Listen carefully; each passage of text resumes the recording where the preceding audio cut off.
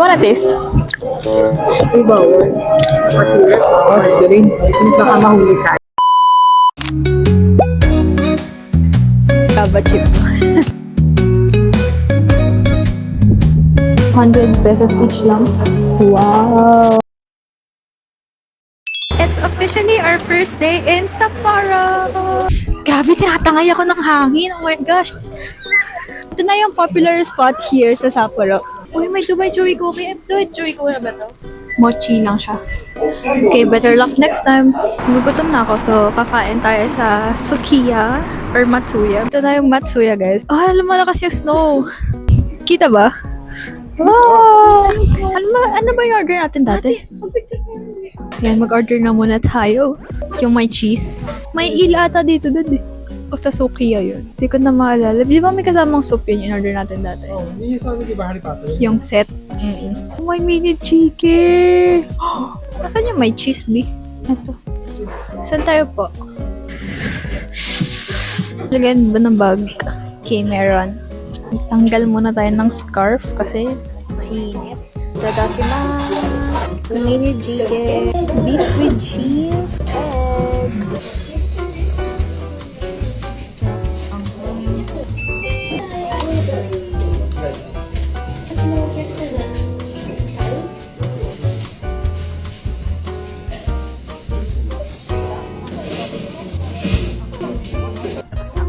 Today's itinerary is we'll be going to Otaru Canal. Walk muna tayo for breakfast. Oh, may breakfast ba? Ano lang, di may creme brulee donut. The next stop is Minami Otaru Station. After 40 minutes na biyahe, we're here at Otaru Station. Disposable ka, pili kaya tayo. Pili ka kaya? 27 lang yan. Ayoko yung gantong design eh. Ayan lang yan nandiyan. Gusto ko yung yellow. Ang arte mo. Yan lang lang itatapos. 27 lang. Yun nga eh. Di ba yung iba 90? Parang ayoko na umihi. Sobrang hirap umihi. Hindi ako ihi ulit. Last ihi ko na to for today. Hirap lang mag-vlog kasi yung kamay ko ang lamig. So from Otaru Station, maglalakad lang ng like 10 to 15 minutes to Otaru Canal. Yung kaya naman yung lamig eh. Yung hangin lang kasi talaga. Like, kung yung lamig lang talaga, kaya. Kaso biglang humahangin ng sobrang lakas. Tapos, yun na yung hindi ko makaya talaga. Anyway, wala naman tayong magagawa. Ginusto natin to. Ito yung itsura ng lalakaran mo from Otaru Station. Dire-diretso lang. Mga ilang araw na kaya itong mga ganitong. Dito itong araw ba? Yan daw, sa mga movies lang to may mga snow sa bubong. Meron na dito. Otaru Canal! We're here at Otaru Canal! Slay, daming snow.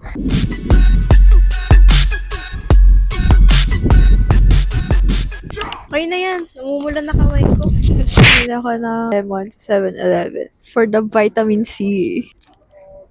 Para di na ako magkasakit. God. Tapos pala ito. Iniinom ko dati. Iniinom ko dati. Pero masarap siya kasi parang di ka na magba-vitamins. Wanna taste?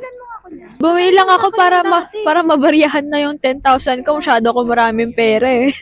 Second stop, Steam Tower. Ayan, yung Steam Tower. Yan na yun. And then katapat lang niya yung Hello Kitty Cafe. Layo na nilakad namin. Parang 20 minutes. Tapos medyo mabagal pa kasi nga nagsisnow. So like, 30 minutes na kami naglalakad. Hindi naman siya nakakapagod kasi malamig. Hindi ata kami makakapag-cafe kasi full capacity. So, baka sa iba na lang kami mag-cafe. Sayang. Pero tingnan natin kami, mabibili tayo sa mga merch. Ikaw makita yung price. Cute. Ayan, yung mga merch. May melody rin. May gacha pala dito. Gusto ko sana ng stuffed toy, kaso paano natin mabibili to? Masyado siyang malaki sa luggage natin. Oo, hindi siya ganun laki. Ang underwhelming lang nung Hello Kitty Cafe. Akala ko pink siya, kaya nag-pink ako ngayon. Pero hindi pala siya pink. Pala. Brown pala siya. Sapporo themed siya. Oo. Mami, to yung kailan nagsisteam yung clock? Ayun. Pag? 1 hour yata, every 1 hour. Every 1 hour? Every hour siya nagsisteam. 140 pa lang kasi. In front of Hello Kitty Cafe, Music Box Museum naman. So, ang cute na mga music box, guys. Ganyan yung tsura. Cute! Oh my God, ang cute! Hindi ako humawak na music box as a clumsy girl. tayo hawak ng music box. Hindi.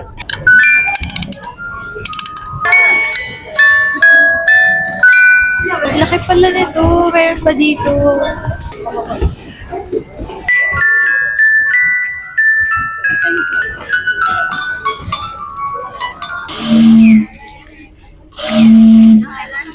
Ito sikat din to guys, yung mga Otaru biscuits. Yan yung price niya.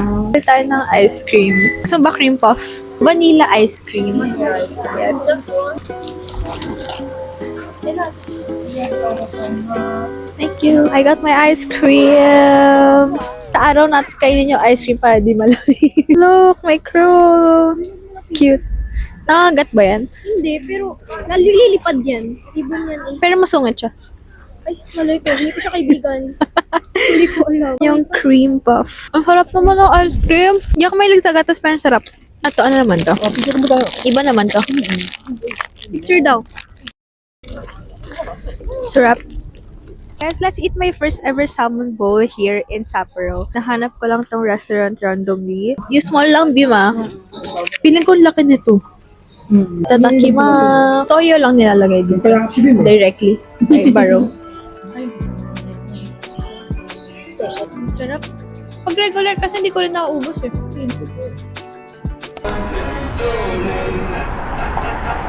Okay, so ayun, kanina pa ako video ng video, sira pala yung audio ko. So yeah, basically this is the Otaru beer. Magtutour ka dyan. Pabilog siya na ganon. And then, you can have your beer here. Walang entrance fee dito, guys. Free lang siya. Except if gusto mo mag-beer, syempre bibili ka ng beer. Diyan ka pwedeng mag-dine in there. Syempre mag-beer tayo. Kasi kasama natin tatay ko. Hindi pwedeng walang beer. So, very popular with women. Him beer. Pink pala to. Cute. My heart pa. Here. Mommy's. You wanna taste? Ay, bawal. Matulad. Oh, Celine. Baka mahuli tayo. Same lang talaga lasa niya. Same lang lasa niya sa normal beer. Mapait talaga. Nakalagay doon. Para ano. Masarap din. Sarap, di ba? Tikman mo na to. 2 fries. Init. Normal. Normal fries. Mga 20 minutes back siya from Steam Clock and yung Hello Kitty Cafe. So, para makapag-chill-chill kayo, like hawak niyo oras niyo, gano'n, pwedeng unahin niyo na siya since yun yung malayo, yung Hello Kitty and Steam Tower, Steam Clock. And then, babalik na lang kayo here. Malapit na rin kasi ito sa station. So, pwedeng chill-chill na lang kayo, beer din. At least nandito rin yung station, mga 5-minute walk or less than 5-minute walk. Yan. Nasa Otaru Canal to banda. Pero if ayaw nyo naman na mag Hello Kitty Cafe, Music Box Museum, but hindi na lang kayo tumambay sa beer, especially if beer lover naman kayo. Highly recommended ko yung Otaru beer if beer lover kayo kasi ang sarap ng beer nila. Price-wise, hindi rin ganun kamahal. Itadakimasu.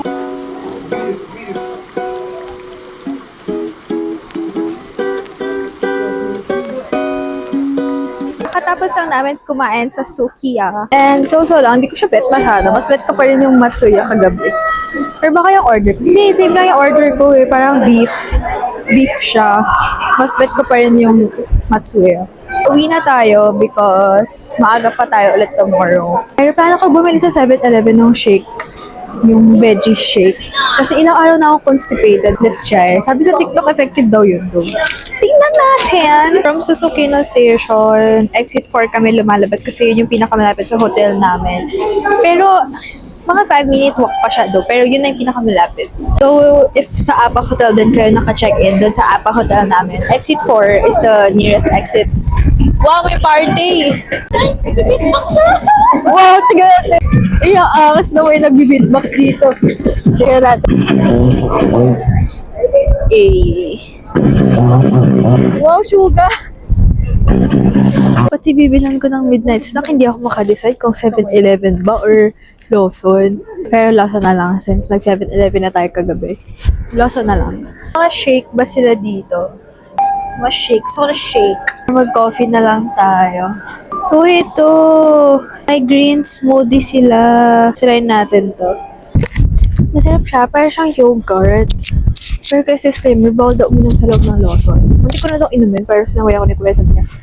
No drinking na ako. So, ayun. Sa labas ko na siya. Parang siyang yogurt. Coffee ko kasi kailangan ko to kasi wala tayong gulay-gulay for this trip. Kaya pag nasa Manila ako, lagi akong nagugulay, is na ganun. Pero for this trip, wala masyado, puro meat. So, kaya ganito na nga pinibili ko. Ayan. Parang 198 yan. So, yes, it's officially our third day! Parang, ewan ko, pero parang ang foggy today. Like, ako lang ba? Or, ewan ko, hindi ako fan ng gray color talaga that much. Pero try natin. And wala na kaming ibang mapag-breakfastan. So, baka mag-McDo na lang kami ulit. Kasi parang, ewan ko, pero heavy meal na kasi yung ibang meal dito. And wala namang coffee. So, sa McDo, may breakfast na and may coffee pa. Eh, kasi di pa kami nagko-coffee. So, baka McDo na lang ulit. Cute ng mga bata dito na namamala yung pisngi nila. Kasi ang lawig yung cute. Tapos ang katawa pa lang cheap. Breakfast. May McDo points dito, kahit sa Japan.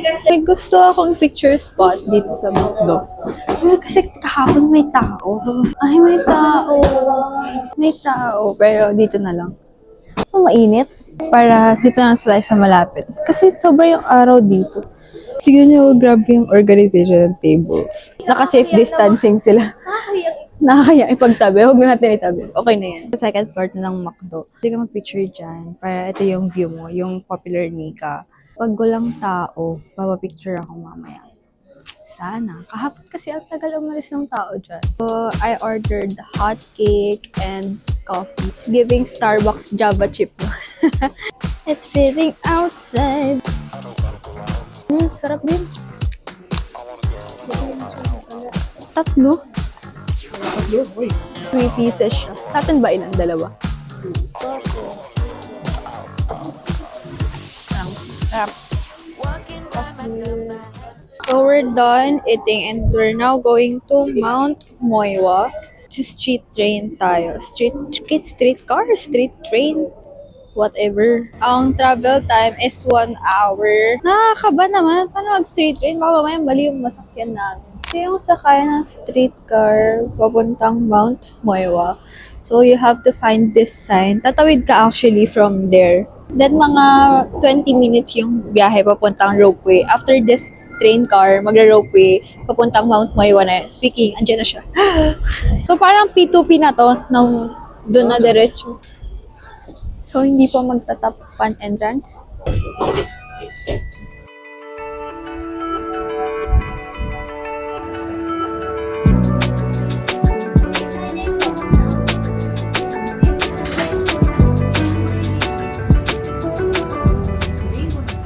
So, nagpalit lang ako ng cam kasi low-bat na yung Insta360. So, charge mo na siya.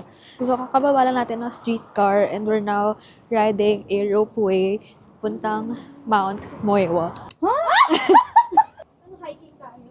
Out of service yung ropeway ng Mount Moiwa due to strong wind. So, di namin alam kung anong gagawin. May free ride sana ng shuttle to Mount Moiwa. Pero, sarado. Hi, girl!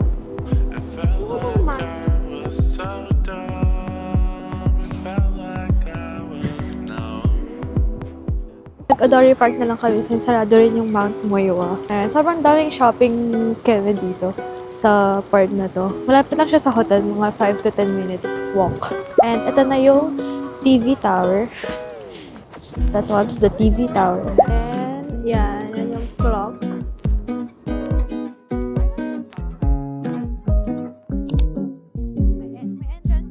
This is the beer museum, guys. I think mga 20 minutes yung bus ride namin kanina.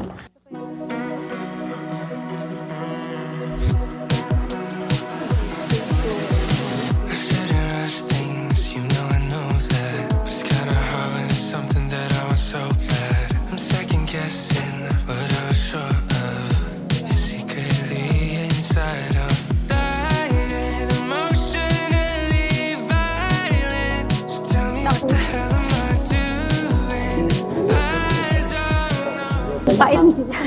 Pinakamapait yung black label. Pinakamasarap yung classic.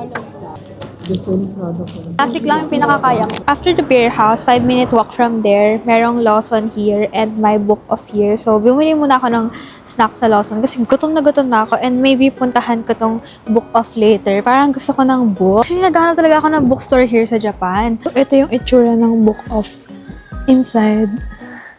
I think you'll love this if you like manga.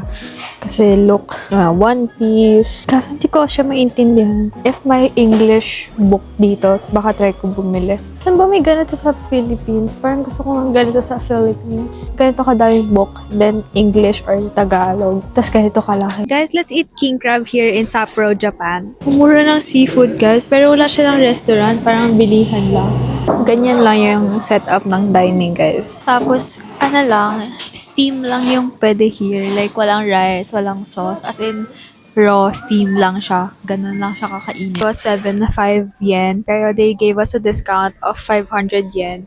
Parang 7k yen na lang siya kasi they're closing na. Wow! Itadakimasu!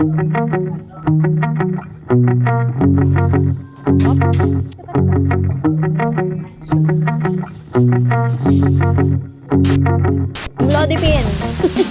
Gamot sa high blood. Dito lang to sa Nijo Market near the TV Tower. Sobrang sulit and ang sarap, guys. Parang sa Philippines kasi, yung smallest na king crab is already 15 pesos. And dito, under 5,000 lang. So, i-waste nyo lang yung Nijo Market. Nagsugat na yung kamay ko, guys, kasi sobrang dry, diba? Tapos, tumama siya sa zipper ng bag ko habang kumukuha ako ng gamit. Kasi nagsugat na siya. We're here sa Tanukokoji Street. Tanukokoji. Takukonoji. Whatever. Basta if you remember, like yung mga shopping streets sa Tokyo, like yung Asako sa Osaka, ganito siya. Nagtitingin if may mabibili for pasalubong or food. I'm looking for matcha here. I heard kasi mas mura yung mga cosmetics and yung mga chocolates here sa mga ganito. Like ito parang pharmacy lang siya, unlike Don Quixote. Nag-compare ako yung Alfort na chocolate sa Don Quixote, parang 50 pesos each. Pero sa labas, yung mga pharmacies like this, parang nasa 30 pesos lang to 40. So, big difference siya, lalo if madami kayong kukunin. There, guys, may mga surplus store. Mura nito. Mura nito. If naghahanap kayo ng mga shoes, damit to shop, dito yung perfect. Kasi doon may ABC Mart, then may Matsukiyo, which is yung bilihan ng makeups. And here naman, may Second Street. Basically, Second Street yung pinaka gusto kong puntahan whenever I'm abroad. Kasi you get luxury items for less. Kasi mostly dito, pre-loved siya. So, nakabili na ako ng isang Prada wallet nung Thailand. And sobrang mura niya, sobrang steal. So, I recommend checking out Second Street, guys. Kami nga nag-hate sa Second Street parang mahal daw, ganun. Pero, hindi naman. Siguro, pagalingan na lang maghanap, ganun. May mga ganyan, may Goyard, LV bag, may mga shoes din, ayan. Oh my God, may pet shop! Pasok tayo, guys. Tingin tayo ng pets. Hello! Tahimik lang siya. Hello. Ayun, may cat din. Cute. Hello. Guys, nakikita na ako ng matcha. Let's buy one matcha and one hojicha. One uji matcha latte and hojicha latte. May uji matcha and cheese latte. And one hojicha latte. Total bill is 101. So I bought one matcha cheesecake and one hojicha latte.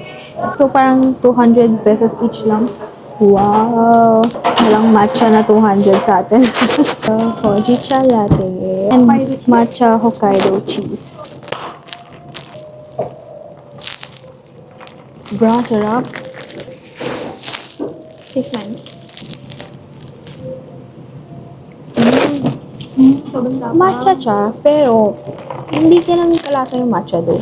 Pero masarap pala. Parang naging sweet matcha siya because of it.